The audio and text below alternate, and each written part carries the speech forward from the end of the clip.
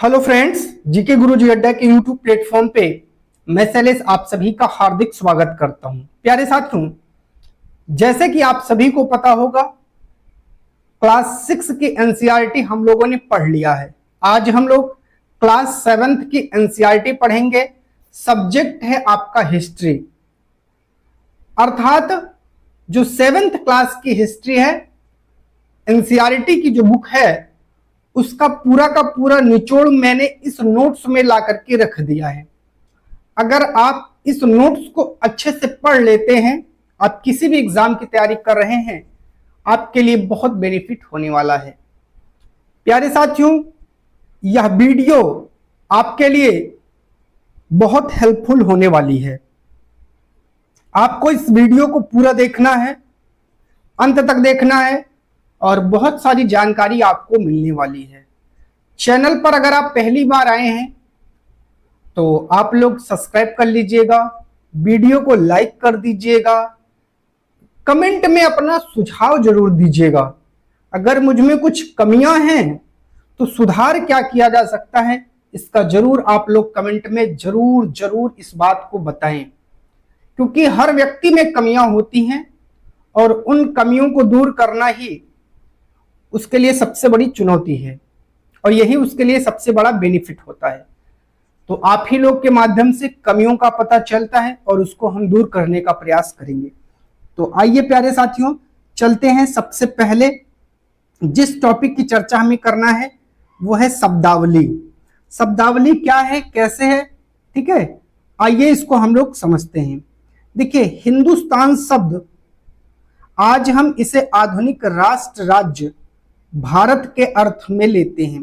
जैसे अगर आपसे कहा जाए हिंदुस्तान, तो आपके दिमाग में तुरंत एक बात क्लिक करेगी कि ये तो भारत की बात है।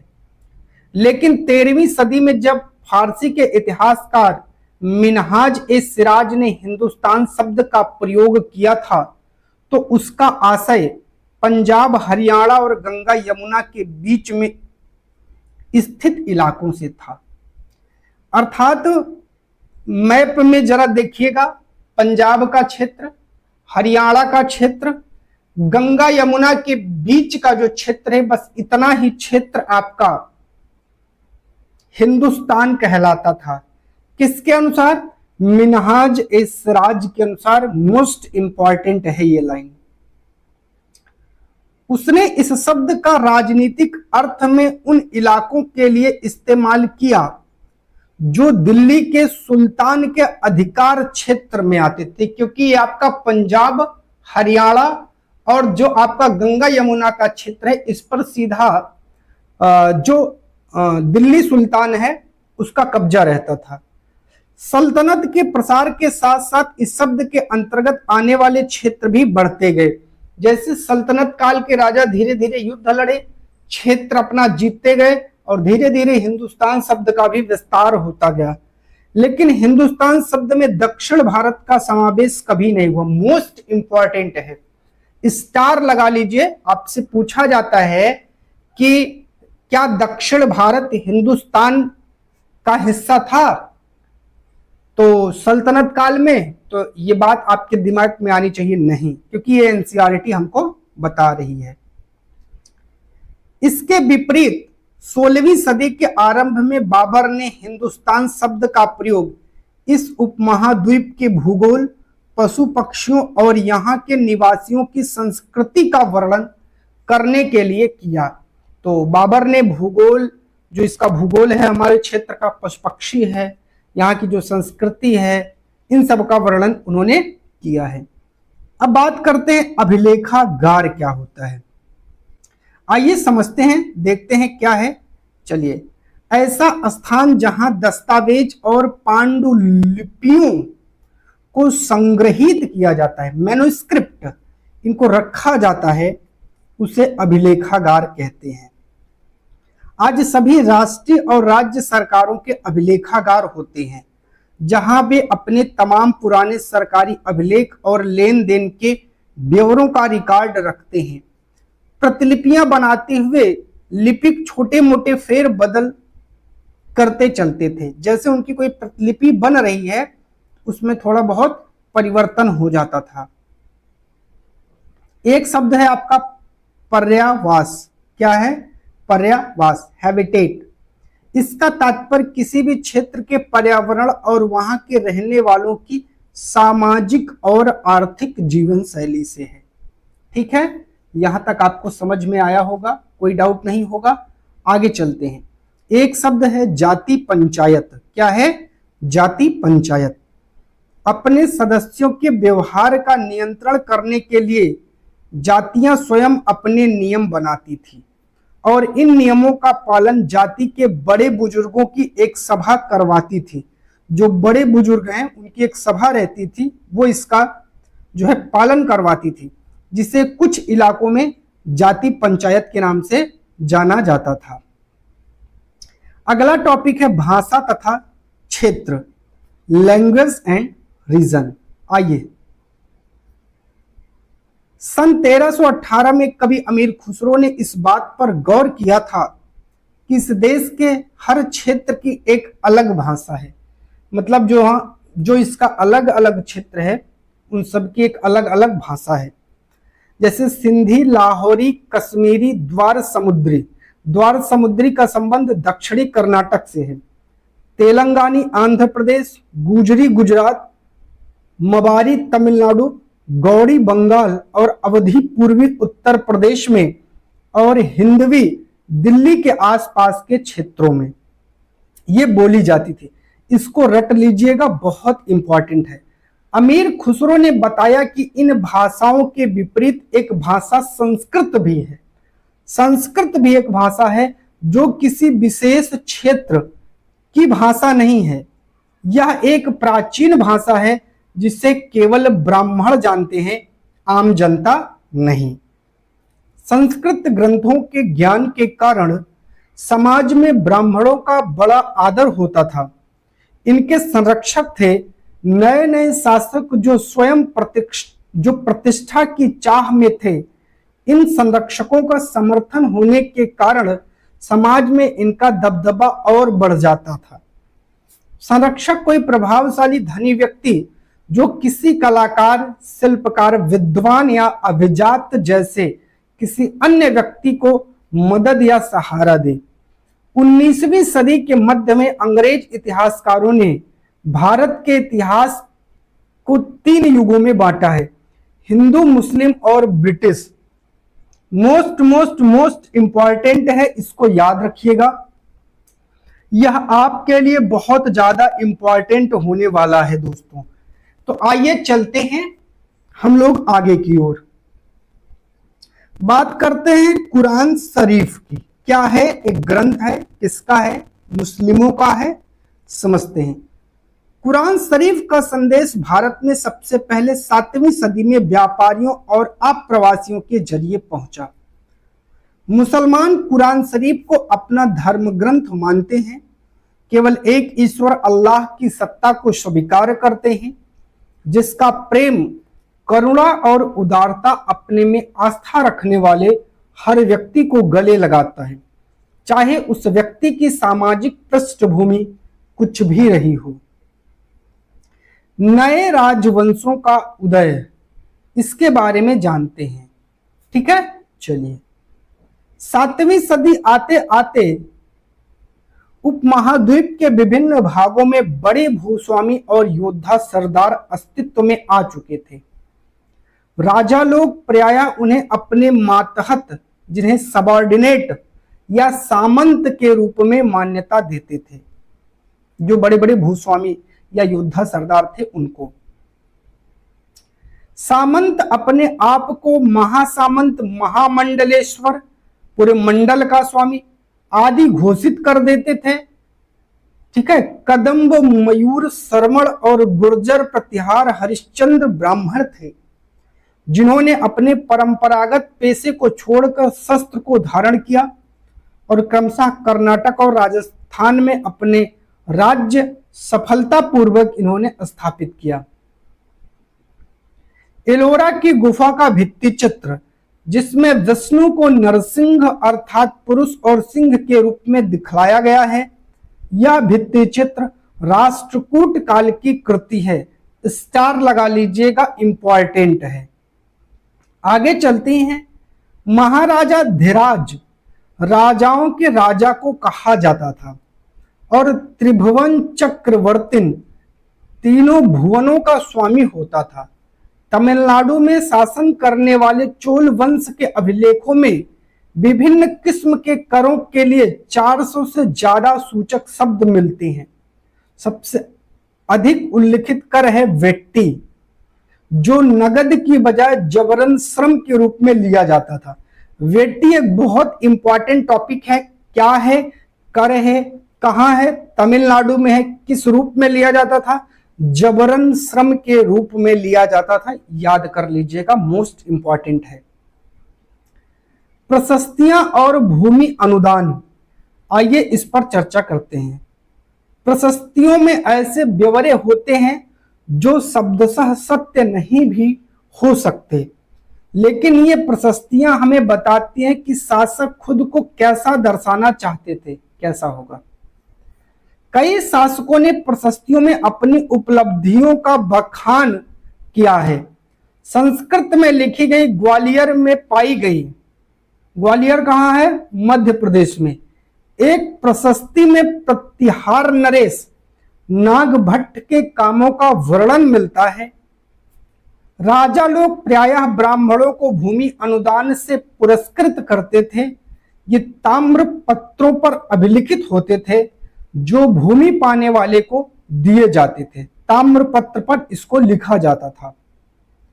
ठीक है, चलिए। 12वीं शताब्दी में एक बृहद संस्कृत काव्य भी रचा गया जिसमें कश्मीर पर शासन करने वाले राजाओं का इतिहास दर्ज है। इसे कल्हड़ नामक एक रचनाकार द्वारा रचा गया है। पुस्तक का नाम राज तरंगड़ी है, ये भी याद रखिएगा। ठीक है, चलिए आगे चर्चा करते हैं। शासकों ने बड़े बड़े मंदिरों का निर्माण करवाकर भी अपनी सत्ता और संसाधनों का प्रदर्शन करने का प्रयास किया। इसलिए जब वे एक दूसरे के राज्यों पर आक्रमण करते थे तो मंदिरों को भी अपना निशाना बनाते थे, क्योंकि जिस मंदिर का निर्माण राजा जितनी प्रतिष्ठा से करवाता था वो राजा उतना ही शक्तिशाली माना जाता था। ठीक है, तो आप लोग इसको याद रखिएगा। अफगानिस्तान के गजनी का सुल्तान महमूद ऐसे शासकों में सबसे प्रसिद्ध है। उसने गुजरात के सोमनाथ के मंदिर को लूटा था। याद रख लीजिएगा, अफगानिस्तान के गजनी का सुल्तान। गजनी कहां है? अफगानिस्तान में है, याद रखिएगा। ठीक है, चलिए आगे बात करते हैं। उसने अलबरूनी नामक एक विद्वान को इस महाद्वीप का लेखा जोखा लिखने का काम सौंपा। तो अलबरूनी किसके साथ आया था? महमूद गजनवी के साथ। अरबी में लिखी गई उसकी कृति किताब उल हिंद आज भी इतिहासकारों के लिए एक महत्वपूर्ण स्रोत है। याद रखिएगा, किताब उल हिंद, इसको एक नाम और जानते हैं, तहकीक ए हिंद। तहकीक ए हिंद के नाम से भी इसको जाना जाता है। और इसकी भाषा क्या है? अरबी में है। और किसने लिखा है? अलबरूनी ने लिखा है। ठीक है, चलिए आगे बात करते हैं चाहमान। किसके? चाहमान, जो बाद में, ठीक है, चौहान, ये चौहान है, सही कर लीजिएगा। ठीक है, टाइपिंग में थोड़ा सा मिस्टेक हो जाता है। चौहान के रूप में जाने गए। वे दिल्ली और अजमेर के आसपास के क्षेत्रों में शासन करते थे। तो दिल्ली और अजमेर का हिस्सा खोज लीजिए, आपको पता लग जाएगा। चाहमानों का सबसे प्रसिद्ध शासक पृथ्वीराज तृतीय, जिसने सुल्तान मोहम्मद गोरी, जो एक अफगान शासक था, 1191 में हराया और 1192 में उसके हाथों से स्वयं हार गया। इसे क्या कहते हैं? तराइन का युद्ध। तराइन का प्रथम युद्ध 1191, तराइन का द्वितीय युद्ध 1192। ठीक है, चलिए बात करते हैं चोल शासकों की। राजराज प्रथम को सबसे शक्तिशाली चोल शासक माना जाता है। राजराज के पुत्र का नाम राजेंद्र प्रथम था।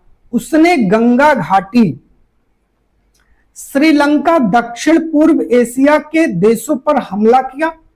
इन अभियानों के लिए उसने एक जल सेना भी बनाई थी। किसने?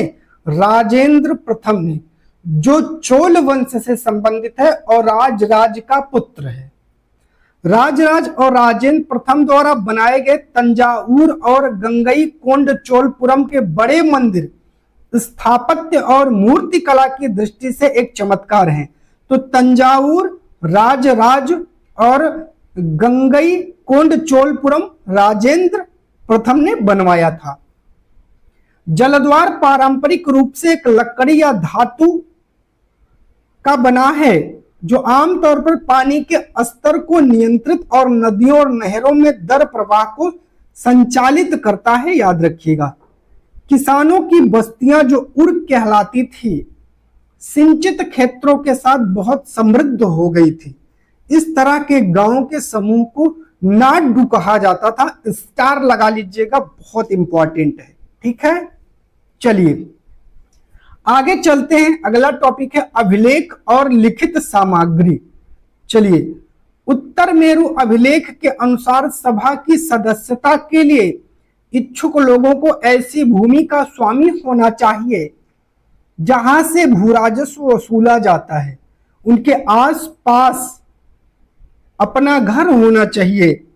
उनकी उम्र 35 से 70 के बीच होनी चाहिए और उन्हें वेदों का ज्ञान होना चाहिए। मोस्ट इंपॉर्टेंट है ये क्वेश्चन, कई एग्जामों में कई बार पूछा गया है। उन्हें प्रशासनिक मामलों की अच्छी जानकारी होनी चाहिए, ईमानदार होना चाहिए। यदि कोई पिछले 3 सालों में किसी समिति का सदस्य रहा है तो वह किसी और समिति का सदस्य नहीं बन सकता। जिसने अपने या अपने संबंधियों के खाते जमा नहीं कराए वह चुनाव नहीं लड़ सकता। तोमरों और चौहानों के राज्यकाल में ही दिल्ली वाणिज्य का एक महत्वपूर्ण केंद्र बन गई, जहां देहलीवाल कहे जाने वाले सिक्के भी ढाले जाते थे जो काफी प्रचलन में थे। बात करते हैं न्याय का चक्र, और ये वाला स्टार लगाइएगा, बहुत इंपॉर्टेंट है। 13वीं सदी के इतिहासकार फक्रे मुदब्बिर ने लिखा, राजा का काम सैनिकों के बिना नहीं चल सकता। सैनिक वेतन के बिना नहीं जी सकते। वेतन आता है किसानों से एकत्रित किए गए राजस्व से, मगर किसान भी राजस्व तभी चुका सकेंगे जब वे खुशहाल और प्रसन्न हों। ऐसा तभी हो सकता है जब राजा न्याय और ईमानदार प्रशासन को बढ़ावा दे। अब आपसे ये कथन हूबहू पूछा जाता है। कथन बहुत इंपॉर्टेंट है, जरूर याद रख लीजिएगा दोस्तों। चलिए आगे बात करते हैं रजिया के बारे में। जी हाँ दोस्तों, रजिया बहुत इंपॉर्टेंट है। रजिया दिल्ली सल्तनत की पहली महिला शासिका है और एक योग्य शासिका के गुण भी इसमें देखने को मिलते हैं दोस्तों। सन 1236 ये गुलाम वंश से संबंधित है। याद रखिएगा, किस वंश से? गुलाम वंश से। सन 1236 में सुल्तान इल्तुतमिश की बेटी रजिया सिंहासन पर बैठी। उस युग के इतिहासकार मिनहाज ए सिराज ने स्वीकार किया कि वह अपने भाइयों से अधिक योग्य और सक्षम थी। देख रहे हैं, लाइन इंपॉर्टेंट है। किसने कहा है? मिनहाज ए सिराज ने। लेकिन फिर भी वह एक रानी को शासक के रूप में मान्यता नहीं दे पा रहा था। दरबारी जन भी उसके स्वतंत्र रूप से शासन करने की कोशिशों से प्रसन्न नहीं थे। सन 1240 में उसे सिंहासन से हटा दिया गया। रजिया ने अपने अभिलेखों और सिक्कों पर अंकित करवाया कि वह सुल्तान इल्तुतमिश की बेटी है। ठीक है। आधुनिक आंध्र प्रदेश के वारंगल क्षेत्र में किसी समय काकतीय वंश का राज्य था। इंपॉर्टेंट है। उस वंश की रानी रुद्रम्मा देवी 1262 से 1289 के व्यवहार से रजिया का व्यवहार बिल्कुल विपरीत था। रुद्रम्मा देवी ने अपने अभिलेखों में अपना नाम पुरुषों जैसा लिखवाकर अपने पुरुष होने का भ्रम पैदा किया था। एक और महिला शासिका थी कश्मीर की रानी दिद्दा। मोस्ट इंपॉर्टेंट है। 1980 से 1003 के बीच उनका शासन रहा। उनका नाम दीदी अर्थात बड़ी बहन से निकला है, याद रखिएगा। बात करते हैं गैरीसनों किसको कहते हैं? रक्षक सैनिकों की टुकड़ियों को कहा जाता है, याद रखिएगा। अब बात करेंगे गैरीसन शहर की। गैरीसन शहर एक किलेबंद बसाव होता था जहां सैनिक रहते थे। मोस्ट इंपॉर्टेंट है, भीतरी प्रदेश किसी शहर या बंदरगाह के आसपास के इलाके को कहते हैं जो शहर के लिए वस्तुओं और सेवाओं की पूर्ति करवाता था, याद रखिएगा। बात करते हैं दिल्ली सल्तनत का विस्तार दोस्तों, जिसमें सबसे पहले आपको पढ़ना है खिलजी और तुगलक वंश। तो सबसे पहले हम लोग पढ़ेंगे इसमें खिलजी और तुगलक वंश। अलाउद्दीन खिलजी के शासनकाल में दक्षिण भारत को लक्ष्य करके सैनिक अभियान शुरू हुए और ये अभियान मोहम्मद तुगलक के समय अपनी चरम सीमा पर पहुंचे थे। मोहम्मद तुगलक के राज्य काल के अंत तक इस उपमहाद्वीप का एक विशाल क्षेत्र इसके युद्ध अभियान के अंतर्गत आ चुका था।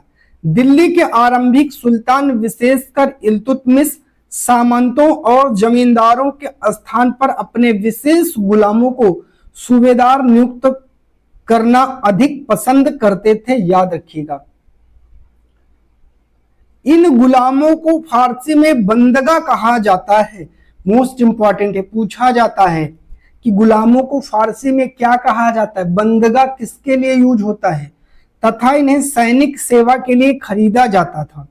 उन्हें राज्य के कुछ बहुत ही महत्वपूर्ण राजनीतिक पदों पर काम करने के लिए बड़ी सावधानी से प्रशिक्षित भी किया जाता था। फारसी तवारीख के लेखकों ने निचले खानदान के लोगों को ऊंचे पदों पर बैठाने के लिए दिल्ली के सुल्तानों की आलोचना भी की थी। अलाउद्दीन खिलजी के शासनकाल में भूराजस्व, लैंड रेवेन्यू के निर्धारण और वसूली के कार्य को राज्य अपने नियंत्रण में ले आया। स्थानीय सामंतों से कर लगाने का अधिकार छीन लिया गया। जो जमींदार होते थे, सामंत होते थे, बल्कि उन्हें कहा गया कि तुम भी कर चुकाओ, स्वयं कर चुकाने के लिए बाध्य किया गया। सुल्तान के प्रशासकों ने जमीन की पैमाइश की और इसका हिसाब बड़ी सावधानी से रखा। उस समय 3 कर बहुत महत्वपूर्ण थे। एक कृषि पर जिसे खराज कहा जाता था, जो किसान की उपज का लगभग 50% था, मवेशियों पर लगता था और घरों पर। कृषि पर जो लगता था खराज था और कितना था, 50% था, याद रखिएगा प्यारे साथियों, 50%। ठीक है, चलिए बात करते हैं इब्न बतूता। 14वीं सदी में अफ्रीकी देश मोरक्को से भारत आया था। मोरक्को के कौन से मोरक्को से आया था? मोरक्को बताइए, मोरक्को कहाँ है? आप लोग कमेंट करिए मोरक्को कहाँ है, मैं इसका आंसर जानना चाहता हूं। 12वीं सदी के आखिरी दशक में बनी कुवत अल इस्लाम मस्जिद तथा उसकी मीनारें, यह जामा मस्जिद दिल्ली के सुल्तानों द्वारा बनाए गए सबसे पहले शहर में स्थित है। इतिहास में इस शहर को दिल्ली ए कुना, पुराना शहर कहा गया है। इस मस्जिद का इल्तुतमिश और अलाउद्दीन खिलजी ने और विस्तार किया। मीनार 3 सुल्तानों कुतुबुद्दीन ऐबक, इल्तुतमिश और फिरोज शाह तुगलक द्वारा बनवाई गई थी। अर्थात जो कुतुब मीनार थे उसके बारे में यहां चर्चा हुई है। चंगेज खां के नेतृत्व में मंगोलों ने 1219 में उत्तर पूर्वी ईरान में ट्रांस आक्सियाना, अब मैप में आप ढूंढिए आधुनिक उज्बेकिस्तान कहां है, पर हमला किया और इसके तुरंत बाद ही दिल्ली सल्तनत को उसका आक्रमण झेलना पड़ा।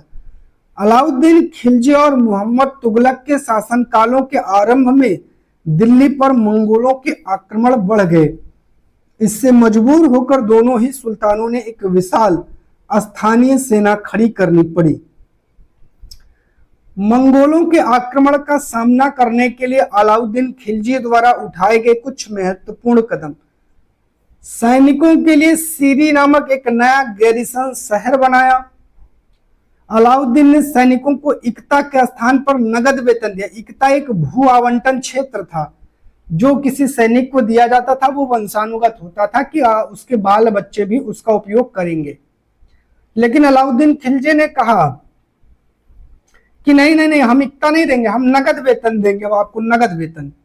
सैनिकों का पेट भरने की समस्या को दूर करने के लिए किसानों की पैदावार का 50% हिस्सा कर के तौर पर तय कर दिया गया। अलाउद्दीन के प्रशासनिक कदम काफी सरल रहे। इतिहासकारों ने कीमतों में कमी और बाजार में वस्तुओं की कुशलता से आपूर्ति के लिए उसके शासनकाल की बहुत प्रशंसा की। मंगोल आक्रमण के खतरे का भी उसने सफलतापूर्वक सामना किया। मंगोलों के आक्रमण का सामना करने के लिए मोहम्मद तुगलक द्वारा उठाए गए महत्वपूर्ण कदम, नया गैरिसन शहर बनाने के स्थान पर दिल्ली के 4 शहरों में सबसे पुराने शहर दिल्ली एक ऊना को निवासियों से खाली करवाकर वहां सैनिक छावनी बनवा दिया, पूरी की पूरी छावनी ही बनवा दिया। सेना को खिलाने के लिए उसी इलाके से खाद्यान्न इकट्ठा किया गया, लेकिन सैनिकों की विशाल संख्या की जरूरतें पूरी करने के लिए सुल्तान ने अतिरिक्त कर भी लगाए। मोहम्मद तुगलक भी अपने सैनिकों को नगद वेतन देता था, लेकिन कीमतों पर नियंत्रण करने की जगह उसने टोकन, जिसे सांकेतिक मुद्रा चलाई। ये सिक्के या धातु के बने होते थे, लेकिन सोने चांदी के ना होकर सस्ती धातु के होते थे। मोहम्मद तुगलक के द्वारा उठाए गए प्रशासनिक कदम बेहद असफल रहे। कश्मीर पर उसका आक्रमण पूरी तरीके से विफल रहा था। सल्तनत के इतिहास में पहली बार दिल्ली के किसी सुल्तान ने मंगोल इलाके को फतह करने के अभियान की योजना बनाई थी। यहां अलाउद्दीन खिलजी का बल प्रतिरक्षा पर था, वहीं मोहम्मद तुगलक के द्वारा उठाए गए कदम मंगोलों के विरुद्ध सैनिक आक्रमण की योजना का हिस्सा था। बात करते हैं दोस्तों शेर शाह सूरी, सूर वंश का शासक है। शेर शाह सूरी 1540 से 45 ने बिहार में अपने चाचा के एक छोटे से इलाके के प्रबंधक के रूप में काम शुरू किया।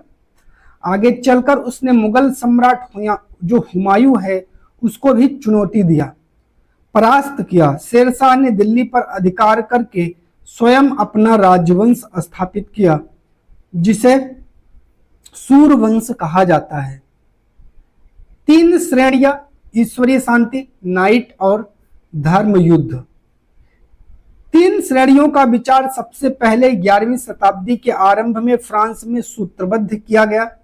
इसके अनुसार समाज को 3 वर्गों में विभाजित किया गया, एक प्रार्थना करने वाला वर्ग, एक युद्ध करने वाला वर्ग, खेती करने वाला वर्ग। 3 वर्गों में समाज के विभाजन को ईसाई धर्म का समर्थन प्राप्त था। इसी विभाजन से योद्धाओं का एक नया समूह भी उभरा। इन योद्धाओं को नाइट कहा जाता था। नाइटों से अपेक्षा की जाती थी कि वे धर्म और ईश्वर की सेवा में समर्पित योद्धा रहें। कोशिश यह रहती थी कि इन योद्धाओं को आपसी लड़ाई भिड़ाई से विमुख करके उन मुसलमानों के विरुद्ध युद्ध करने भेज दिया जाए जिन्हें यरूशलेम शहर पर कब्जा कर रखा था। इस प्रयत्न के परिणाम स्वरूप सैनिक अभियानों की एक श्रृंखला चली, जिसे क्रूसेड या धर्म युद्ध कहा गया। बात करेंगे दोस्तों मुगल साम्राज्य की, मुगल अंपायर। चलिए, मुगल 2 महान शासक वंशों के वंशज थे। माता की ओर से वे मंगोल शासक चंगेज खान के उत्तराधिकारी थे। पिता की ओर से वे ईरान, इराक एवं वर्तमान तुर्की के शासक तैमूर के वंशज थे। परंतु मुगल अपने को मुगल या मंगोल कहलवाना पसंद नहीं करते थे। ऐसा इसलिए क्योंकि चंगेज खान से जुड़ी स्मृतियां सैकड़ों व्यक्तियों के नरसंहार से थी। दूसरी तरफ मुगल तैमूर के वंशज होने का गर्व करते थे, क्योंकि उनके इस महान पूर्वज ने 1398 ईस्वी में दिल्ली पर कब्जा कर लिया था। तो तैमूर ने 1398 ईस्वी में दिल्ली पर कब्जा किया था, याद रखिएगा। मुगल राजत्व का दावा जन्मसिद्ध अधिकार के रूप में करते हैं। जो राजत्व है, मुगल सैन्य अभियान की चर्चा करते हैं। मुगल शासक बाबर की उम्र केवल 12 वर्ष की थी जब मंगोलों की दूसरी शाखा उज्बेकों के आक्रमण के कारण उसे अपनी पैतृक गद्दी छोड़नी पड़ी। अनेक वर्षों तक भटकने के बाद उसने 1504 में काबुल पर कब्जा कर लिया और 1526 में दिल्ली के सुल्तान इब्राहिम लोदी को पानीपत में हराया और दिल्ली और आगरा को अपने कब्जे में ले लिया। इब्राहिम लोदी युद्ध स्थान पर मारा जाने वाला दिल्ली सल्तनत का एकमात्र सुल्तान है, याद रखिएगा। 16वीं शताब्दी के युद्ध में तोप और गोलाबारी का पहली बार इस्तेमाल हुआ। बाबर ने इसका पानीपत की पहली लड़ाई में प्रभावी ढंग से प्रयोग किया था। ठीक है, चलिए, युद्ध में प्रयोग होने वाले बारूद की तकनीकी भारत में 14वीं शताब्दी में लाई गई। आग्नेय शास्त्रों के लिए इसका प्रयोग सबसे पहले गुजरात, मालवा और दक्कन जैसे प्रदेशों में हुआ एवं आरंभिक 16वीं सदी में बाबर द्वारा इसका प्रयोग किया गया था, याद रखिएगा। चर्चा करेंगे मुगल सम्राट, उनके प्रमुख अभियान और घटनाएं। सबसे पहले बाबर, 1526 से 1530 बाबर का टाइम पीरियड है और देखते हैं कि बाबर ने क्या क्या काम किया है।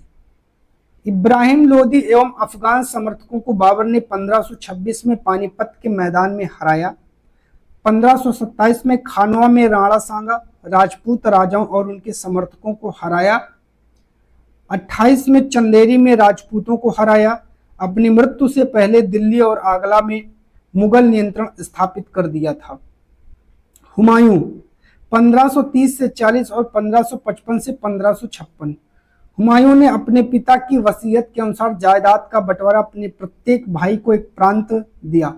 उसके भाई मिर्जा कामरान की महत्वाकांक्षाओं के कारण हुमायूं अपने अफगान प्रतिद्वंदियों के सामने फीका पड़ गया। शेर खान ने हुमायूं को 2 बार हराया, 1539 में चौसा और 1540 में कन्नौज। स्टार लगा लीजिएगा। शेर खान ने हुमायूं को 2 बार हराया, 39 में चौसा, 40 में कन्नौज। इन पराजयों से उसने ईरान की ओर भागने को बाध्य होना पड़ा। ईरान में हुमायूं ने सफाविद शाह की मदद ली। उसने 1555 में दिल्ली पर पुनः कब्जा कर लिया, परंतु उससे अगले वर्ष इस इमारत में एक दुर्घटना में उसकी मृत्यु हो गई। दीन पनाह एक पुस्तकालय था जिसकी सीढ़ियों से उतरते समय गिर पड़ता है और मर जाता है। अकबर, 1556 से लेकर के 1605 ईस्वी तक पढ़ना है अकबर के बारे में। अकबर 13 वर्ष की अल्पायु में सम्राट बना। 1585 से 1605 के मध्य अकबर के साम्राज्य का विस्तार हुआ। उत्तर पश्चिम में अभियान चलाए गए। सफाविदों को हराकर कांधार पर कब्जा किया गया। कश्मीर को भी जोड़ लिया गया। मिर्जा हाकिम की मृत्यु के पश्चात काबुल को भी अपने राज्य में मिला लिया। 1570 में अकबर जब फतेहपुर सीकरी में था, उसने उलेमा, ब्राह्मणों, जेसुइट पादरियों और जरतुस्त्र धर्म के अनुयायियों के साथ धर्म के मामलों पर चर्चा शुरू की। ये चर्चाएं इबादत खाना में हुई। इस विचार विमर्श से अकबर की समझ बनी कि जो विद्वान धार्मिक रीति और मतान्धता पर बल देते हैं वे अक्सर कट्टर होते हैं। उनकी शिक्षाएं प्रजा के बीच विभाजन और असामंजस्य पैदा करती हैं। ये अनुभव अकबर को सुलह एकुल या सर्वत्र शांति के विचार की ओर लाया। ये अनुभव है, यहाँ वह रहेगा। ठीक है, चलिए बात करते हैं आगे। मतान्धता ऐसी व्याख्या या कथन होता है जिसे अधिकारपूर्ण कहकर यह आशा की जाए कि इस पर बिना कोई प्रश्न उठाए उसे स्वीकार कर लिया जाएगा। अकबर द्वारा निर्मित आगरा किले के निर्माण हेतु 2000 पत्थर काटने वाले, 2000 सीमेंट व चूना बनाने वाले तथा 8000 मजदूरों की आवश्यकता पड़ी थी। बात करते हैं जहांगीर की 1605 से लेकर के 1627 तक। जहांगीर ने अकबर के सैन्य अभियान को आगे बढ़ाया। मेवाड़ के सिसोदिया शासक अमर सिंह ने मुगलों की अधीनता स्वीकार की। इसके बाद सिखों, अहोमों और अहमदनगर के खिलाफ अभियान किया जो पूर्णतः सफल नहीं हुए। जहांगीर के शासन के अंतिम वर्षों में राजकुमार खुर्रम, जो बाद में सम्राट शाहजहां के रूप में जाना गया, उसने विद्रोह कर दिया था। मेहरुन्निसा ने 1611 में जहांगीर से विवाह किया। उसे नूरजहां का खिताब मिला। नूरजहां हमेशा जहांगीर के प्रति अत्यधिक वफादार रहे। तो ये याद रखिएगा, मेहरुन्निसा किसका नाम है? तो नूरजहां का नाम है, याद रखिएगा। ठीक है, चलिए बात करते हैं शाहजहां, 1627 से 1658। दक्कन में शाहजहां के अभियान जारी रहे। 1657-58 में शाहजहां के पुत्रों के बीच उत्तराधिकार को लेकर झगड़ा शुरू हो गया। इसमें औरंगजेब विजयी हुआ। दारा शिकोह समेत उसके 3 भाइयों परास्त थे और उनको उसने मौत की घाट उतार दिया। शाहजहां को उसकी शेष जिंदगी के लिए आगरा में कैद कर दिया। औरंगजेब 1658 से 1707 तक पढ़ना है। 1663 में उत्तर पूर्व अहोमों की पराजय हुई, परंतु उन्होंने 1680 में पुनः विद्रोह कर दिया। उत्तर पश्चिम में यूसुफ जई और सिखों के विरुद्ध अभियानों को अस्थायी सफलता मिली। मराठा सरदार शिवाजी के विरुद्ध मुगल अभियान प्रारंभ में सफल है, परंतु औरंगजेब ने शिवाजी का अपमान किया। शिवाजी आगरा स्थित मुगल कैद खाने से भाग निकले। उन्होंने अपने को स्वतंत्र शासक घोषित करने के पश्चात मुगलों के विरुद्ध पुनः अभियान चलाए। राजकुमार अकबर ने औरंगजेब के विरुद्ध विद्रोह किया, जिसमें उसके मराठों और दक्कन की सल्तनत का सहयोग मिला। अकबर के विद्रोह के पश्चात औरंगजेब ने दक्कन के शासकों के विरुद्ध सेनाएं भेजी।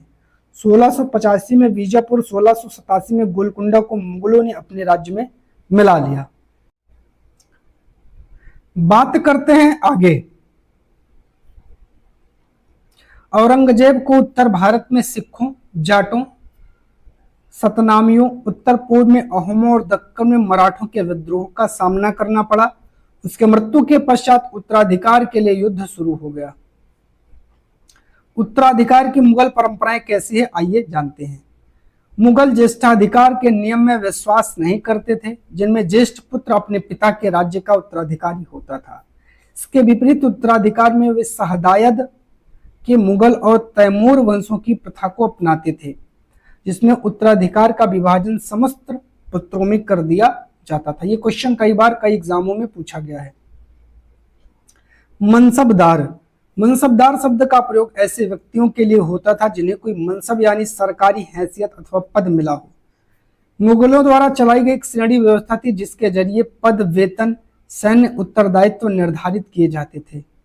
मनसबदार अपना वेतन राजस्व एकत्रित करने वाली भूमि के रूप में पाते थे, जिन्हें जागीर कहते थे, जो तकरीबन इक्ताओं के समान ही थे। जात की श्रेणियां कितनी थी, आइए जानते हैं।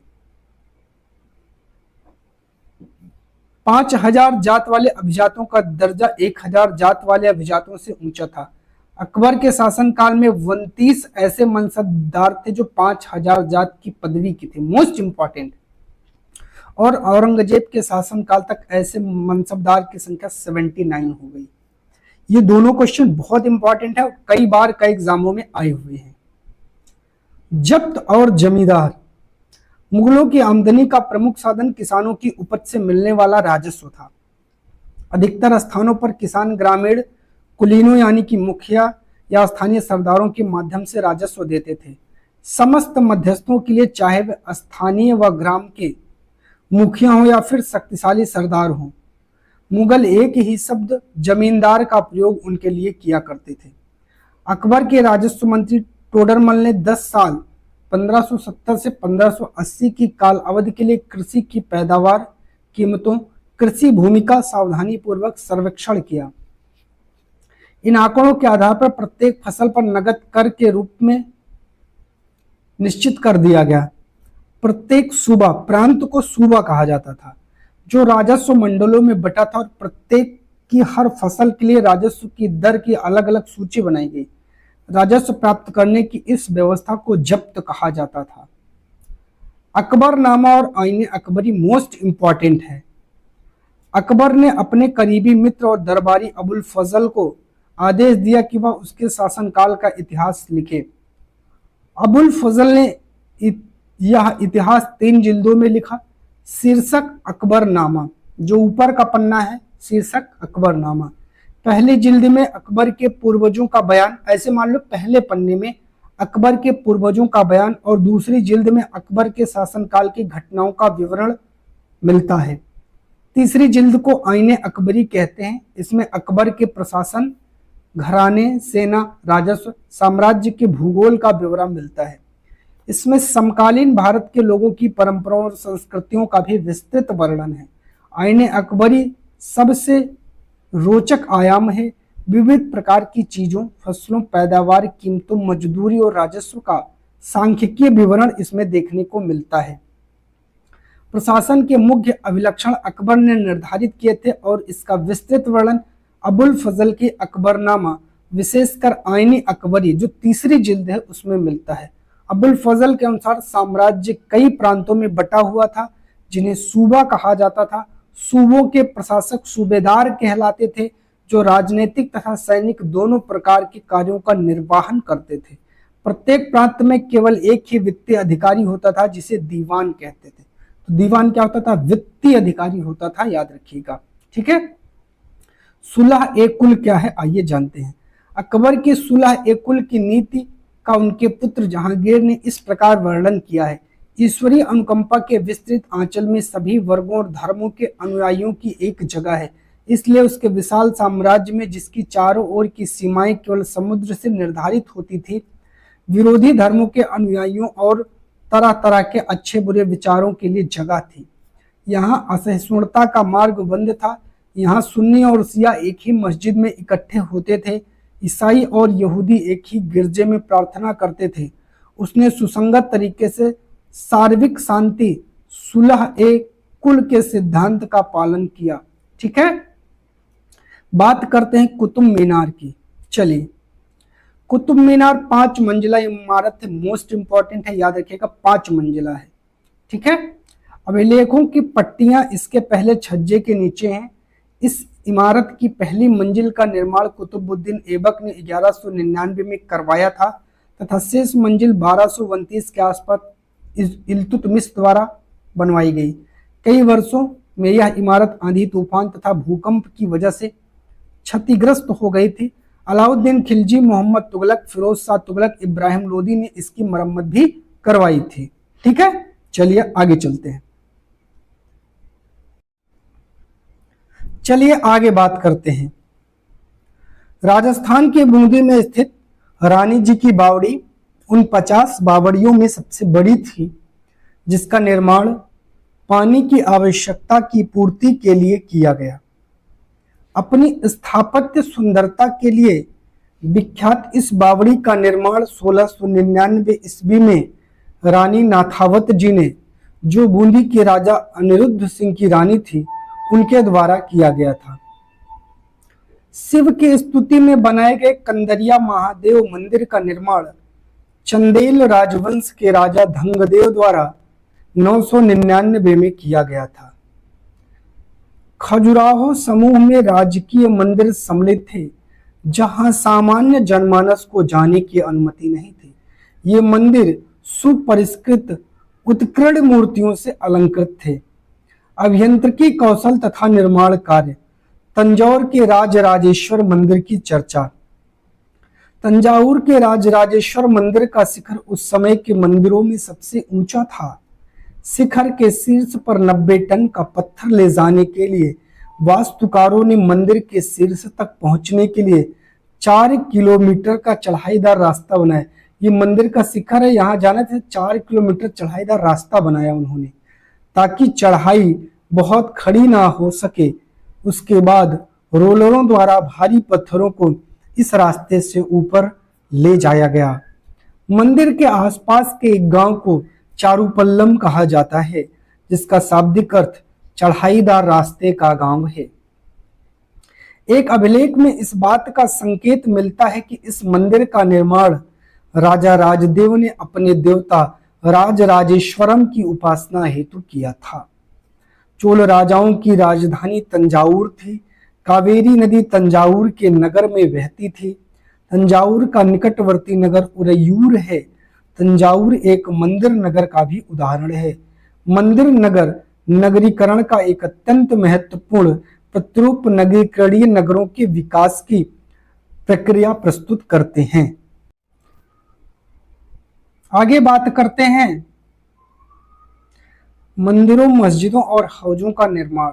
चलिए इस पर थोड़ी सी चर्चा करेंगे। मुसलमान सुल्तान तथा बादशाह स्वयं को भगवान के अवतार होने का दावा तो नहीं करते थे, किंतु फारसी दरबारी इतिहासों में सुल्तान का वर्णन अल्लाह की परछाई के रूप में हुआ है। दिल्ली के एक मस्जिद के अभिलेख से पता चलता है कि अल्लाह ने अलाउद्दीन को शासक इसीलिए चुना था क्योंकि उसमें अतीत के महान विधिकर्ताओं मूसा और सुलेमान की विशिष्टताएं मौजूद थी। सबसे महान विधिकर्ता और वास्तुकार अल्लाह स्वयं था। उसने अव्यवस्था को दूर करके विश्व का सृजन किया था तथा एक व्यवस्था और संतुलन कायम किया था। सुल्तान इल्तुतमिश ने दिल्ली ए कोहना के एकदम निकट एक विशाल तालाब का निर्माण करके व्यापक सम्मान प्राप्त किया था। इस विशाल जलाशय को हौज ए सुल्तानी अथवा राजा का तालाब कहा जाता था। फारसी शब्द आबाद और आबादी आब शब्द से निकले हैं जिसका अर्थ है पानी। आबाद शब्द उस जगह के लिए इस्तेमाल होता है जहां बसावट हो। इसका एक अन्य अर्थ खुशहाली भी है। आबादी का अर्थ जनसंख्या एवं समृद्धि दोनों ही है। राजा मंदिरों का निर्माण अपनी शक्ति, धन संपदा और ईश्वर के प्रतिनिष्ठा के प्रदर्शन हेतु करते थे। ऐसे में यह बात आश्चर्यजनक नहीं लगती कि जब उन्होंने एक दूसरे के राज्यों पर आक्रमण किया तो उन्होंने प्रायः ऐसी इमारतों पर निशाना साधा। 9वीं शताब्दी के आरंभ में जब पांड्य राजा श्रीवल्लभ ने श्रीलंका पर आक्रमण कर राजा सेन को पराजित किया था, उसके विषय में बौद्ध भिक्षु व इतिहासकार धम्मकीर्त ने लिखा कि सारी बहुमूल्य चीजें वह ले गया। रत्न महल में रखी स्वर्ण की बनी बुद्ध की मूर्ति और विभिन्न मठों में रखी सोने की प्रतिमाएं, इन सभी को उसने जब्त कर लिया। अगले सिंघली शासक सेन द्वितीय ने अपने सेनापति को पांड्यों की राजधानी मदुरई पर आक्रमण करने का आदेश किया। बौद्ध इतिहासकार ने लिखा है कि अभियान में बुद्ध की स्वर्ण मूर्तियों को ढूंढ निकालने तथा वापस लाने हेतु महत्वपूर्ण प्रयास किए गए। 11वीं सदी के आरंभ में चोल राजा राजेंद्र प्रथम ने अपनी राजधानी में शिव मंदिर का निर्माण करवाया था। उसने पराजित शासकों से जब्त की गई उत्कृष्ट प्रतिमाओं से इसे भर दिया। इनमें निम्न चीजें सम्मिलित थी: चालुक्यों से प्राप्त एक सूर्य पीठिका, एक गणेश मूर्ति, दुर्गा की कई मूर्तियां, पूर्वी चालुक्यों से प्राप्त एक नंदी की मूर्ति, उड़ीसा के कलिंगों से प्राप्त भैरव, शिव का एक रूप तथा भैरवी की एक प्रतिमा, बंगाल के पालों से प्राप्त काली की मूर्ति। मंदिर के कर्ता धर्ता मंदिर के धन को व्यापार एवं साहूकारी में लगाते थे। समय के साथ बड़ी संख्या में पुरोहित, पुजारी, कामगार, शिल्पी, व्यापारी आदि मंदिर तथा उसके दर्शनार्थियों एवं तीर्थयात्रियों की आवश्यकताओं को पूरा करने के लिए मंदिर के आसपास बसते गए। इस प्रकार मंदिर नगरों का विकास हुआ। जैसे मध्य प्रदेश में भेल्ला स्वामिनी, भीलसा या विदिशा और गुजरात में सोमनाथ, कुछ अन्य महत्वपूर्ण मंदिर नगर तमिलनाडु में कांचीपुरम तथा मदुरई और आंध्र प्रदेश में तिरुपति हैं। तीर्थ स्थल भी धीरे धीरे नगरों के रूप में विकसित हो गए। वृंदावन उत्तर प्रदेश, तिरुवन्नमलाई तमिलनाडु ऐसे नगरों के उदाहरण हैं। अजमेर राजस्थान 12वीं शताब्दी में चौहान राजाओं की राजधानी था। आगे चलकर मुगलों के शासन में वह सूबा मुख्यालय बन गया। यह नगर धार्मिक सह अस्तित्व का एक उत्कृष्ट उदाहरण प्रस्तुत करता है। सुप्रसिद्ध सूफी संत ख्वाजा मोइनुद्दीन चिश्ती यहाँ 12वीं शताब्दी में बस गए थे। अजमेर के पास ही पुष्कर सरोवर तीर्थयात्री आते रहे, जहाँ प्राचीन काल से ही बाग, मकबरे तथा किले हैं। मुगलों के अधीन वास्तुकला और अधिक जटिल हो गई। बाबर, हुमायूं, अकबर, जहांगीर विशेष रूप से शाहजहां साहित्य कला और वास्तुकला में व्यक्तिगत रुचि लेते थे। अपनी आत्मकथा में बाबर ने औपचारिक बागों की योजनाओं और उनको बनाने में अपनी रुचि का वर्णन किया है।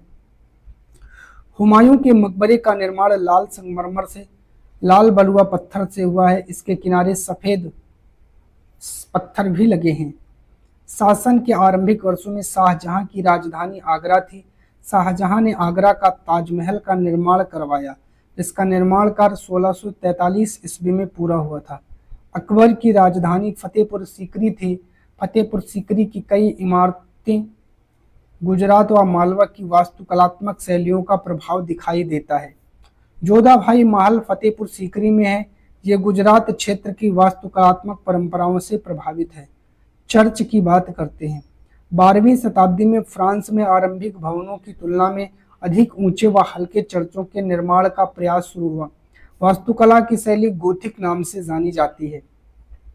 इस शैली की विशिष्टताएं हैं नुकीले ऊंचे मेहराब, रंगीन कांच का प्रयोग जिसमें प्राय बाइबिल से लिए गए दृश्यों का चित्रण है, तथा उड़ते हुए पुस्तकों और काली घंटे वाले बुर्ज बाद में खर्च चर्च से जुड़े। दूर से ही दिखने वाली ऊंची मीनारें और घंटी वाले बुर्ज बाद में चर्च से जुड़े। कांसा, घंटा धातु और लुप्तमोम तकनीकी। कांसा एक मिश्र धातु है जो तांबे और रांगे, जिसे टिन कहा जाता है, इसके मेल से बनती है। घंटा धातु में रांगे का अनुपात किसी भी अन्य किस्म के कांसे से अधिक होता है। यह घंटे जैसी ध्वनि उत्पन्न करती है। चोलकालीन कांस्य मूर्तियां लुप्तलोम तकनीकी से बनाई जाती थी। व्यापारियों का संघ, व्यापारियों का अनेक राज्यों तथा जंगलों से होकर गुजरना पड़ता था, इसलिए वे आमतौर पर काफिले बनाकर एक साथ यात्रा करते थे और अपने हितों की रक्षा के लिए व्यापार संघ बनाते थे। दक्षिण भारत में 8वीं शताब्दी और परवर्ती काल में अनेक ऐसे संघ थे। उनमें सबसे प्रसिद्ध मणिग्रामम और नानादेशी थे। अनंतराज सागर जलाशय का निर्माण हुआ।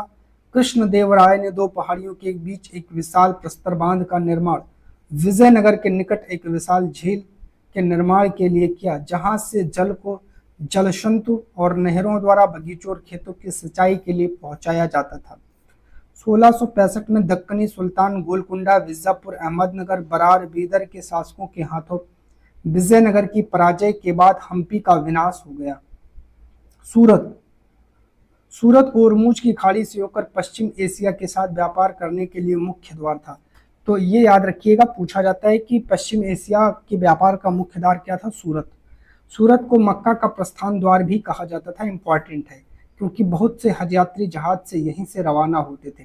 सूरत एक सर्वदेशीय नगर था जहां सभी धर्मों जातियों के लोग रहा करते थे।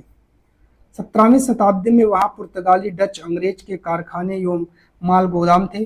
अंग्रेज इतिहासकार ओविंगटन ने 1689 में सूरत बंदरगाह का वर्णन करते हुए लिखा है कि किसी भी एक वक्त पर भिन्न भिन्न देशों के औसतन 100 जहाज इस बंदरगाह पर लंगर डाले खड़े देखे जा सकते थे।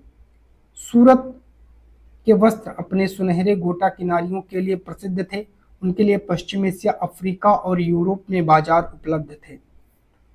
सूरत से जारी की गई हुंडियों एक दस्तावेज जिसमें एक व्यक्ति द्वारा जमा कराई गई रकम दर्ज रहती थी, को दूर दूर तक मिस्र में काहिरा, इराक में बसरा और बेल्जियम में एंटवर्प के बाजारों से मान्यता प्राप्त थी। 1668 में ईस्ट इंडिया कंपनी ने सूरत में अपना मुख्यालय स्थापित कर लिया। आज सूरत एक महत्वपूर्ण वाणिज्यिक केंद्र है। वाणिज्यिक केंद्र एक ऐसा केंद्र जहां विभिन्न उत्पादन केंद्रों से आने वाला माल खरीदा और बेचा जाता है। मसूलीपट्टम या मछलीपट्टम नगर कृष्णा नदी के डेल्टा पर स्थित है। आंध्र का तट सबसे महत्वपूर्ण पत्तन बन गया था। मसूलीपट्टम का किला हॉलैंड वासियों ने बनाया था। अंग्रेजी ईस्ट इंडिया कंपनी ने एक गुमास्ते विलियम मेथवर्ल्ड ने 1620 में मसूलीपट्टम का वर्णन किया था कि यह गोलकुंडा का मुख्य पत्तन है। पत्तन का मतलब होता है बंदरगाह, जहां ईस्ट इंडिया कंपनी अपने रेजिडेंट रखती है। पहले यह एक गरीब मछुआरा नगर था। गोलकुंडा के कुतुब शाही शासकों ने कपड़े, मसालों और अन्य चीजों की बिक्री पर शाही एकाधिकार लागू किया, जिससे कि वहां का व्यापार पूरी तरह ईस्ट इंडिया कंपनी के हाथों में न चला जाए। जब कंपनी के व्यापारी बंबई, कलकत्ता और मद्रास चले गए, बंबई, मुंबई, कलकत्ता, कोलकाता और मद्रास, चेन्नई, तब मसूलीपट्टम अपने व्यापार और समृद्धि दोनों को खो बैठा और 18वीं शताब्दी के दौरान उसका अधःपतन हो गया। नए नगर और व्यापारी। 18वीं शताब्दी में बंबई, कलकत्ता, मद्रास नगरों का उदय हुआ जो आज प्रमुख महानगर हैं। शिल्प और वाणिज्य में बड़े बड़े परिवर्तन आए जब बुनकर जैसे कारीगर तथा सौदागर यूरोपीय कंपनियों द्वारा इन नए नए नगरों में स्थापित ब्लैक टाउन्स में स्थानांतरित हो गए। ब्लैक यानी देसी व्यापारियों और शिल्पकारों को इन ब्लैक टाउन्स में सीमित कर दिया गया, जबकि गोरे शासकों ने मद्रास में फोर्ट सेंट जॉर्ज और कलकत्ता में फोर्ट सेंट विलियम की शानदार कोठियों में अपने आवास बनाए। वास्को डिगामा और क्रिस्टोफर कोलंबस के बारे में जानते हैं। 15वीं शताब्दी में यूरोपीय नाविकों द्वारा समुद्री मार्ग खोजने के अभूतपूर्व कार्य किए गए। उनमें से एक नाविक भारतीय उपमहाद्वीप पहुंचने का मार्ग खोज निकाला, मसाले प्राप्त करने की इच्छा से प्रेरित थे। पुर्तगाली नाविक वास्को डी गामा अटलांटिक महासागर के साथ साथ यात्रा करते हुए केप ऑफ गुड होप से निकलकर हिंद महासागर पार करके भारत पहुंचा। उसने अपनी पहली यात्रा को पूरा करने में 1 वर्ष से भी अधिक समय लगा। 1498 में कालीकट पहुंचा। अगले वर्ष पुर्तगाल की राजधानी जो लिस्बन थी वापस लौट गया। इस समुद्री यात्रा के दौरान उसके 4 में से 2 जहाज नष्ट हो गए। 170 यात्रियों में से केवल 54 जीवित बचे थे। इन प्रत्यक्ष खतरों के बावजूद जो मार्ग खोजे गए वे अत्यंत लाभकारी सिद्ध हुए। उसके बाद में तो अंग्रेज, हॉलैंडवासी और फ्रांसीसी नाविकों ने भी उनका अनुकरण करना प्रारंभ कर दिया। भारत पहुंचने के लिए समुद्री मार्गों की खोज का एक अन्य सुपरिणाम निकला जिसकी किसी को आशा नहीं थी। एक इटली वासी क्रिस्टोफर कोलंबस ने भारत पहुंचने का मार्ग खोजने के लिए अटलांटिक महासागर को पार करके पश्चिम की ओर यात्रा करने का निश्चय किया। उसने सोचा कि चूंकि पृथ्वी गोल है इसलिए वह पश्चिम की ओर से भारत पहुंच सकता है। लेकिन वह 1492 में वेस्ट इंडीज के तट पर पहुंचा। वेस्ट इंडीज का नाम इस भ्रांति के कारण पड़ा। उसके पीछे स्पेन और पुर्तगाल के नाविक और विजेता भी वहां आते रहे। उन्होंने मध्य और दक्षिण अमेरिका के बड़े बड़े भागों को अपने कब्जे में कर लिया और अक्सर उन प्रदेशों की पहले वाली बस्तियों को नष्ट कर दिया। जनजातियां, ट्राइब्स। समकालीन इतिहासकारों और मुसाफिरों ने जनजातियों के बारे में बहुत कम जानकारी दी है। कुछ अपवादों को छोड़ दें तो जनजातीय लोग भी किसी प्रकार का कोई लिखित दस्तावेज नहीं रखते थे, लेकिन समृद्ध रीति रिवाजों और वाचिक मौखिक परंपराओं का वे संरक्षण करते थे। परंपराएं हर नई पीढ़ी को विरासत में मिलती थी। आज के इतिहासकार जनजातियों का इतिहास लिखने के लिए इन वाचिक परंपराओं का इस्तेमाल करने लगे हैं। जनजातीय लोग भारत के लगभग हर क्षेत्र में पाए जाते थे। किसी भी एक जनजाति का इलाका प्रभाव समय के साथ साथ बदलता रहता था। कुछ शक्तिशाली जनजातियों का बड़े इलाकों पर नियंत्रण था। पंजाब में खुख्खर जनजाति 13वीं और 14वीं सदी के दौरान बहुत प्रभावशाली थी। यहाँ बाद में गख्खर लोग ज़्यादा महत्वपूर्ण हो गए। उनके मुखिया कमाल खान गख्खर को बादशाह अकबर ने मनसबदार बनाया था। उत्तर पश्चिम में एक और विशाल एवं शक्तिशाली जनजाति थी बलोच। ये लोग अलग अलग मुखियाओं वाले छोटे छोटे कुलों में बटे हुए थे। पश्चिम हिमालय में गड्डी गड़रियों की जनजाति रहती थी। उपमहाद्वीप के सुदूर उत्तर पूर्वी भाग पर भी नागा, अहोम, कई दूसरी जनजातियों का प्रभुत्व था। बिहार और झारखंड के कई इलाकों में 12वीं सदी तक चेर सरदारशाहियों का उदय हो चुका था। बादशाह अकबर के प्रसिद्ध सेनापति राजा मान सिंह 1591 में चेर लोगों पर हमला किया, उन्हें परास्त किया। मुगल सेनाओं ने चेर लोगों के कई इलाकों पर कब्जा किया। इस क्षेत्र में रहने वाली इसकी महत्वपूर्ण जनजाति में मुंडा और संथाल थे, यद्यपि ये उड़ीसा और बंगाल में भी रहा करते थे। कर्नाटक और महाराष्ट्र की पहाड़ियों में कोली, बेराद, कई दूसरी जनजातियों के निवास स्थान थे। कोली लोग गुजरात के कई इलाकों में रहते थे। भीलों की बड़ी जनजात पश्चिमी और मध्य भारत में फैली हुई थी। मौजूदा छत्तीसगढ़, मध्य प्रदेश, महाराष्ट्र और आंध्र प्रदेश में गोंड लोग बड़ी तादाद में फैले हुए थे। खानाबदोश और भ्रमणशील समूह, इसके बारे में बात करते हैं। Norms and travelling groups. खानाबदोश घुमंतु लोग होते हैं। खानाबदोश चरवाहे अपने जानवरों के साथ दूर दूर तक घूमते थे। उनका जीवन दूध और अन्य पशुचारी उत्पादों पर निर्भर था। वे खेतिहर गृहस्थों से अनाज, कपड़े, बर्तन जैसी चीजों के लिए ऊन, घी इत्यादि का विनिमय भी करते थे। उनमें से कई पशुचारी होते थे जो अपने रेवड़ और पशुवृंद के साथ चारागाह से एक जगह या एक चारागाह से दूसरे चारागाह घूमते रहते थे। बात करते हैं बंजारे की।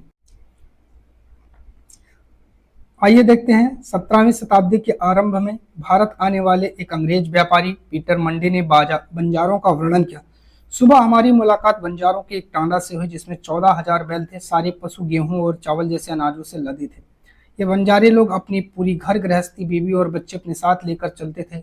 एक टांडा में कई परिवार होते थे। गोंड लोग गोंडवाना नामक विशाल वन प्रदेश में रहते थे। वे स्थानांतरित कृषि, शिफ्टिंग कल्टीवेशन, जगह जगह बदल कर की जाने वाली खेती। विशाल गोंड जनजाति कई छोटे छोटे कुलों में बटी हुई थी। प्रत्येक कुल का अपना राजा या राय होता था। जिस समय दिल्ली के सुल्तानों की ताकत घट रही थी उस समय कुछ बड़े गोंडराज छोटे गोंडराज सरदारों पर हावी हो रहे थे। अकबर के शासनकाल के एक इतिहासकार अकबरनामा में उल्लिखित कि गढ़कटंगा के गोंड राज्य में 70,000 गांव थे। गढ़कटंगा के गोंड राजा अमरदास ने संग्राम शाह की उपाधि धारण की। उसके पुत्र दलपत ने महोबा के चंदेल राजपूत राजा सालवाहन की पुत्री राजकुमारी दुर्गावती से विवाह किया। दलपत की मृत्यु कम उम्र में हो गई। रानी दुर्गावती बहुत योग्य थी। उसने अपने 5 साल के पुत्र वीर नारायण के नाम पर शासन की कमान संभाली। उनके समय में राज्य का और अधिक विस्तार हुआ। 1565 में आसिफ खान के नेतृत्व में मुगल सेनाओं ने गढ़ कटंगा पर हमला किया। रानी दुर्गावती ने इसका जमकर सामना किया। उसकी हार हुई। उसने समर्पण करने की बजाय मर जाना बेहतर समझा। उसका पुत्र भी तुरंत बाद लड़ता हुआ मारा गया।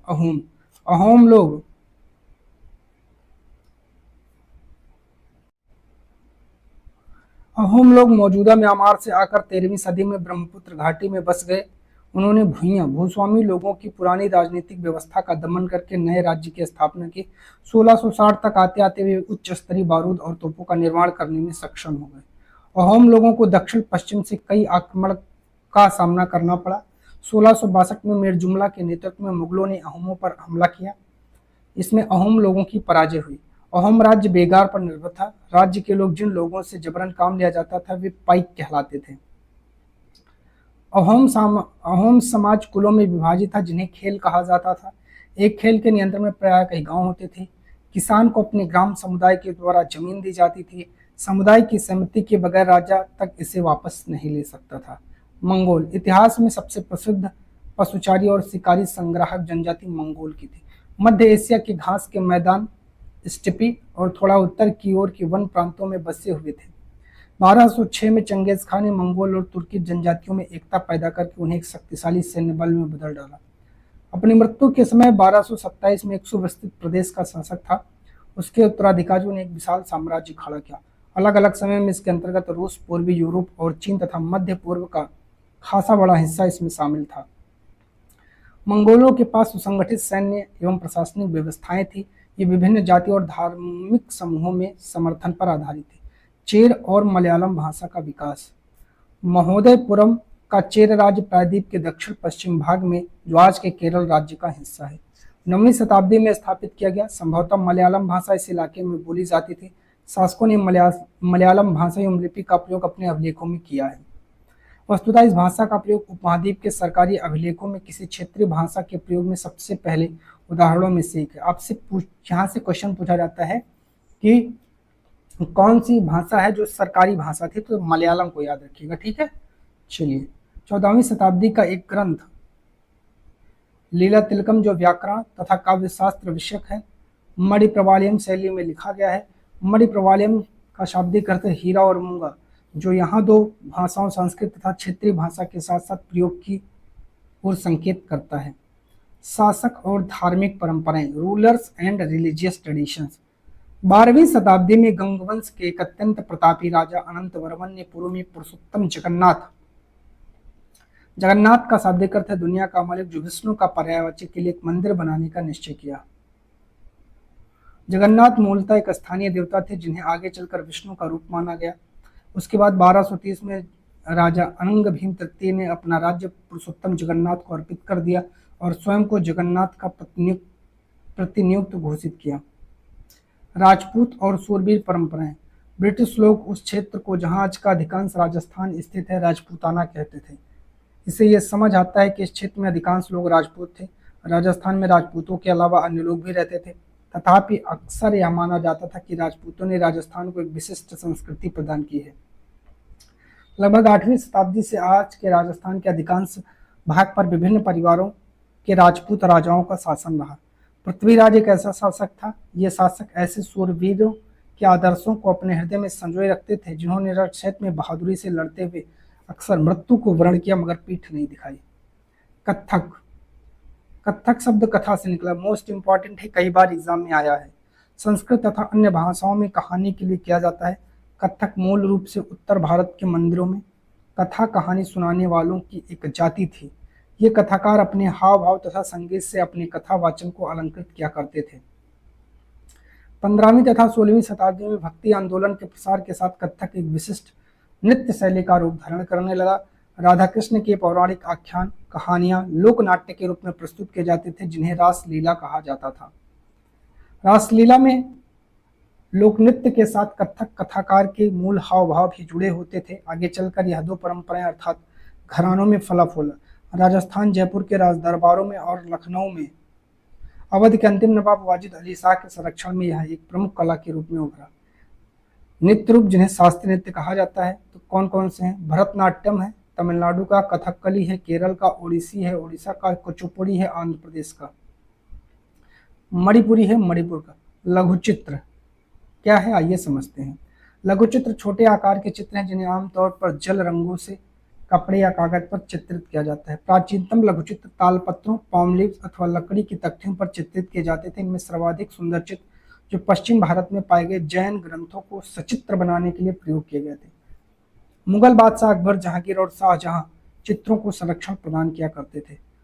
17वीं शताब्दी के बाद वाले वर्षों में आधुनिक हिमाचल प्रदेश के इर्द गिर्द हिमालय की तलहटी के इलाकों में लघु चित्रकला के एक साहसपूर्ण भावप्रवण शैली का विकास हो गया जिसे बसुहली शैली कहा जाता है। यहाँ जो सबसे लोकप्रिय पुस्तक चित्रित की गई वह थी भानुदत्त की रसमंजरी। मोस्ट इंपॉर्टेंट बुक है, याद रखिएगा। पीर शब्द क्या है? फारसी भाषा का शब्द है जिसका अर्थ होता है आध्यात्मिक मार्गदर्शक। जीववाद का अर्थ मानना होता है कि पेड़ पौधे, जड़ वस्तुओं, प्राकृतिक घटनाओं में भी जीवात्मा है। मछली भोजन के रूप में मछली पकड़ना बंगाल के लोगों का प्रमुख धंधा रहा है। बंगाली साहित्य में मछली का स्थान स्थान पर उल्लेख है। मंदिर और बौद्ध विहारों की दीवारों पर जो मिट्टी की पट्टियां लगी हैं उनमें भी मछलियों को साफ करते हुए दिखाया गया है। टोकरियों में भरकर बाजार ले जाते हुए दर्शाया गया है। ब्राह्मणों को समिश्र भोजन करने की अनुमति नहीं थी, लेकिन स्थानीय आहार में मछली की लोकप्रियता को देखते हुए ब्राह्मण धर्म के विशेषज्ञ ने बंगाली ब्राह्मणों के लिए इसे निषेध में ढील दे दी। बृहद धर्म पुराण जो बंगाल में रचित 13वीं शताब्दी का संस्कृत ग्रंथ है, उसने स्थानीय ब्राह्मणों को कुछ खास किस्म की मछली खाने की अनुमति दी है। मुगल साम्राज्य के पतन के कारण नादिर शाह अब्दाली 1739 में दिल्ली पर आक्रमण किया। मोस्ट इंपॉर्टेंट है, याद रखिएगा। संपूर्ण नगर को लूटकर बड़ी मात्रा में धन दौलत ले गया। वह तख्ते हाउस यानी मयूर सिंहासन को भी लूटकर अपने साथ ले गया। नादिर के आक्रमण के बाद अफगान शासक अहमद शाह अब्दाली के आक्रमण का तांता लगा। उसने 1748 से 61 के बीच 5 बार उत्तरी भारत पर आक्रमण किया और लूटपाट मचाई। 18वीं शताब्दी के दौरान मुगल साम्राज्य धीरे धीरे कई स्वतंत्र राज्यों में बिखर गया। नए राज्यों का उदय। मोटे तौर पर 18वीं शताब्दी के राज्यों को 3 परस्पर व्यापी समूह बांटा जा सकता है। अवध, बंगाल, हैदराबाद जैसे राज्य जो पहले मुगल प्रांत थे। ऐसे राज्य जो मुगलों के पुराने शासनकाल में वतन जागीरों के रूप में काफी स्वतंत्र थे। इनमें कई राजपूत प्रदेश भी शामिल थे। तीसरी श्रेणी में मराठा, सिखों, जाटों के राज्य आते थे। ये विभिन्न प्रकार के थे। इन्होंने कड़े और लंबे सशस्त्र संघर्ष के बाद मुगलों से सत्ता छीन कर ली थी। पुराने मुगल प्रांतों से जिन उत्तराधिकारी राज्यों का उद्भव, उनमें से 3 राज्य प्रमुख थे: अवध, बंगाल, हैदराबाद। ये तीनों ही राज्य उच्च मुगल अभिजातों द्वारा स्थापित किए गए। तीनों राज्यों के संस्थापक अवध का शहादत खान मोस्ट इंपॉर्टेंट है, कई बार पूछा गया है। मुर्शिद कुली खां बंगाल का, आसफ जाह हैदराबाद ऐसे व्यक्ति थे जिनका मुगल दरबार में बहुत ऊंचा स्थान था। हैदराबाद निजामुल मुल्क आसफ जाह 1724 से 48 जिसने हैदराबाद राज्य की स्थापना की। मुगल बादशाह फरुखसियर के दरबार का एक अत्यंत शक्तिशाली सदस्य था। हैदराबाद के निजाम के निजी सैनिकों का एक वर्णन जो सन 1990 में किया गया था। निजाम के पास 400 हाथियों की सवारी, आसपास कई हजार घुड़सवार, अत्यंत कुशल और अति सुंदर सजे हुए सवारों का सांकेतिक वेतन 100 रुपए से ज्यादा था। अवध की बात करते हैं। बुरहान उल मुल्क शहादत खान पूरा नाम है इनका। 1722 में अवध का सूबेदार नियुक्त किया गया। मुगल साम्राज्य के विघटन होने पर जो राज्य बने उनमें सर्वाधिक महत्वपूर्ण राज्यों में से एक राज्य था अवध। अवध एक समृद्धशाली प्रदेश था जो गंगा नदी के उपजाऊ मैदान में फैला था। उत्तरी भारत तथा बंगाल के बीच व्यापार का मुख्य मार्ग इसी से होकर गुजरता था। बंगाल की बात करें, मुर्शिद कुली खां बंगाल के नायब थे, यानी कि प्रांत के सूबेदार के प्रति नियुक्त थे। मुर्शिद कुली खां औपचारिक रूप से सूबेदार कभी नहीं बना। उसने बहुत जल्द सूबेदार के पद से जुड़ी हुई सत्ता अपने हाथ में ले ली। राज्य और साहूकारों के बीच हैदराबाद तथा अवध में जो घनिष्ठ संबंध था वह अली वर्दी खान के शासन 1740 से 56 में बंगाल में भी स्पष्ट दिखाई है। उसके शासनकाल में जगत सेठ का साहूकार घराना अत्यंत समृद्धशाली हो गया था। बात करते हैं राजपूतों की।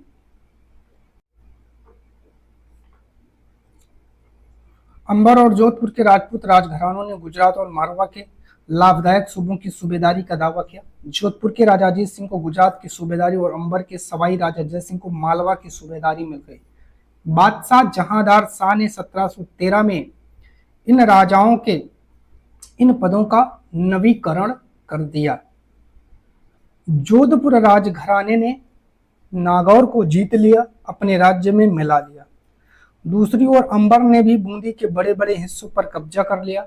सवाई राजा जय सिंह ने जयपुर में अपनी नई राजधानी स्थापित की। 1722 में आगरा की सूबेदारी दे दी गई। 40 के दशक में राजस्थान में मराठों के अभियानों ने इन रजवाड़ों पर भारी दबाव डालना शुरू कर दिया, जिससे उनका अपना विस्तार आगे होने से रुक गया। अंबर के शासक सवाई जयसिंह ने दिल्ली, जयपुर, उज्जैन, मथुरा, वाराणसी में 5 खगोलीय वेधशालाओं का निर्माण किया। मोस्ट इंपॉर्टेंट है। किसने? अंबर के शासक सवाई राजा जयसिंह ने दिल्ली, जयपुर, उज्जैन, मथुरा और वाराणसी में 5 खगोलीय वेधशालाओं का निर्माण किया। जंतर मंतर के नाम से विख्यात इन वेधशालाओं में खगोलीय पिंडों के अध्ययन हेतु कई उपकरण हैं। 1732 में एक फारसी वृत्तांत में राजा जयसिंह का वर्णन।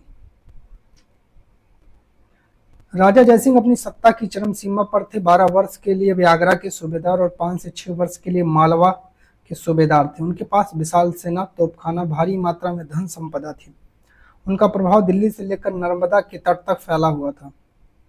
कई राजपूत शासकों ने मुगलों का अधिराजत्व स्वीकार किया, लेकिन मेवाड़ एक ऐसा राजपूत राज था जिसने मुगल सत्ता को चुनौती दी।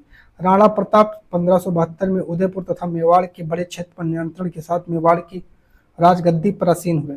राणा प्रताप के पास मुगल अधिराजत्व को स्वीकार करने के लिए कई बार दूतों को भेजा गया, लेकिन वे अपने निर्णय पर दृढ़ रहे। सिख गुरु गोविंद सिंह ने 1699 में खालसा पंथ की स्थापना से पूर्व उनके पश्चात राजपूत व मुगल शासकों के खिलाफ कई लड़ाइयां लड़ी। 1708 में गुरु गोविंद सिंह के मृत्यु के बाद बंदा बहादुर ने नेतृत्व में खालसा ने मुगल सत्ता के खिलाफ विद्रोह किया। उन्होंने बाबा गुरु नानक और गोविंद सिंह के नामों वाले सिक्के गढ़कर अपने शासन को सार्वभौम बताया। सतलुज और यमुना नदियों के बीच के क्षेत्र में उन्होंने अपने प्रशासन की स्थापना की। 1715 में बंदा बहादुर को बंदी बना लिया गया और 1716 में उन्हें मार दिया गया। 18वीं शताब्दी में सिखों ने अपने आप को पहले जत्थों में और बाद में मिसलों में संगठित किया। ठीक है, इन जत्थों और मिसलों की संयुक्त सेनाएं दल खालसा कहलाती थी। तो दल खालसा किसे कहते हैं? जो जत्थों और मिसलों की संयुक्त सेना होती थी। दल खालसा की बैठक में वे सामूहिक निर्णय लिए जाते थे जिन्हें गुरुमत्ता या गुरु के प्रस्ताव कहा जाता था। सिखों ने राखी व्यवस्था स्थापित की। महाराजा रणजीत सिंह ने विभिन्न सिख समूहों में फिर से एकता कायम करके 1799 में लाहौर को अपनी राजधानी बनाई। मराठा राज्य एक अन्य शक्तिशाली क्षेत्रीय राज था। 17वीं सदी के अंत तक दक्कन में शिवाजी के नेतृत्व में एक शक्तिशाली राज्य के उदय की शुरुआत है, जिसे अंततः एक मराठा राज्य की स्थापना हुई। शिवाजी का जन्म 1630 में शाहजी और जीजाबाई से हुआ।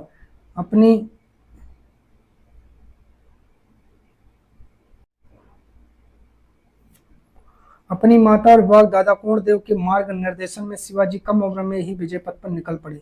जावली पर कब्जे ने उन्हें मालवा पठारों का अविवादित मुखिया बना दिया, जिसने उनके क्षेत्र विस्तार का पथ प्रशस्त किया।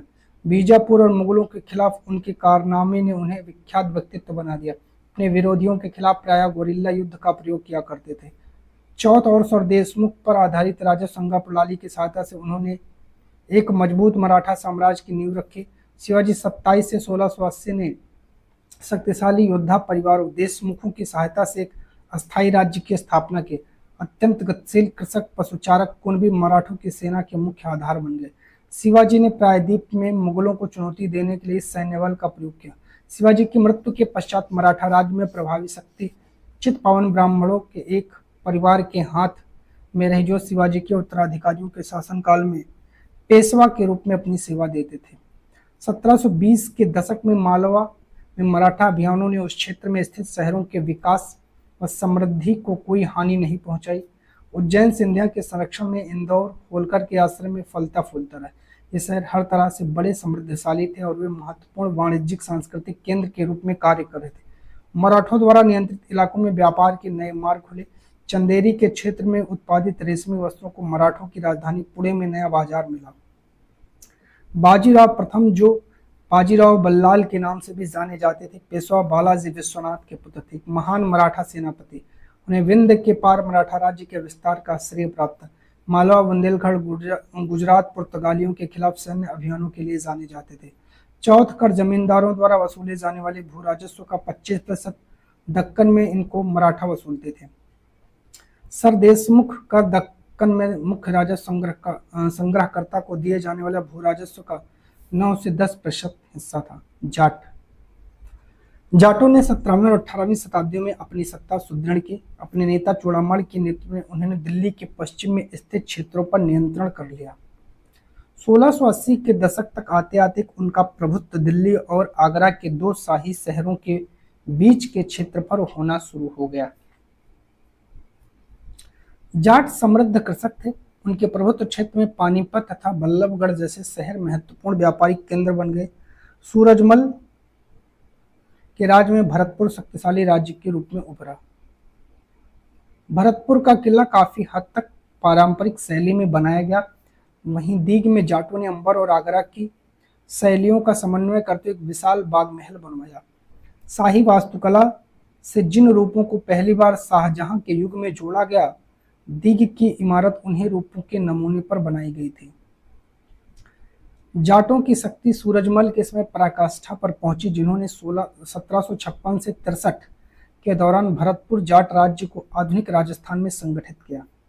सूरजमल ने किया था। सूरजमल के राजनीतिक नियंत्रण में जो क्षेत्र शामिल थे उनमें आधुनिक पूर्वी राजस्थान, दक्षिणी हरियाणा, पश्चिमी उत्तर प्रदेश और दिल्ली शामिल थे। सूरजमल ने कई किले और महल बनवाए, जिनमें भरतपुर का प्रसिद्ध लोहागढ़ का किला इस क्षेत्र में बने सबसे मजबूत किलों में से एक था। द फ्रेंच रेवोल्यूशन, फ्रांसीसी क्रांति 1789 से 1794। 18वीं शताब्दी में भारत की विभिन्न राज्य व्यवस्थाओं में जनसाधारण को अपनी सरकारों के कार्यों में हिस्सा लेने का अधिकार नहीं था। ऐसी स्थिति पश्चिमी दुनिया में 18वीं शताब्दी के आखिरी दशकों तक बनी हुई थी। अमेरिका 1776 से 1781 और फ्रांसीसी क्रांतियों ने इस स्थिति को साथ साथ अभिजात वर्ग के सामाजिक व राजनीतिक प्राधिकारों को चुनौती दी। फ्रांसीसी क्रांति के दौरान मध्य वर्गों, किसानों, शिल्पकारों ने पादरीगण, अभिजातों के विशेषाधिकारों के खिलाफ लड़ाई लड़ी। उनका मानना था कि समाज में किसी भी समूह को जन्मसिद्ध अधिकार नहीं होना चाहिए, बल्कि लोगों की सामाजिक स्थिति योग्यता पर निर्भर करनी चाहिए। फ्रांसीसी क्रांति के दार्शनिकों ने सुझाया कि सभी के लिए समान कानून और समान अवसर होना चाहिए। उनका मानना यह भी था कि सरकार की सत्ता लोगों से बननी चाहिए और जनता के कार्यों, जो जनता है उसको सरकार के कार्यों में मुख्य भूमिका अदा करने का अधिकार होना चाहिए। फ्रांसीसी और अमेरिकी क्रांति जैसे आंदोलनों ने धीरे धीरे प्रजाओं और नागरिकों में बदलाव लाया। इसी के साथ प्यारे साथियों, आपकी यह महामैराथन कंप्लीट होती है। अब आप लोग कमेंट करके जरूर बताइएगा कि वीडियो कैसी लगी। सेशन थोड़ा सा बड़ा था, ठीक है, और जहां आपको जो दिक्कत लगी होगी कमेंट करिएगा, उस पर आपको सुझाव जरूर दिया जाएगा। चैनल पर जुड़ने के लिए आप सभी का बहुत बहुत धन्यवाद।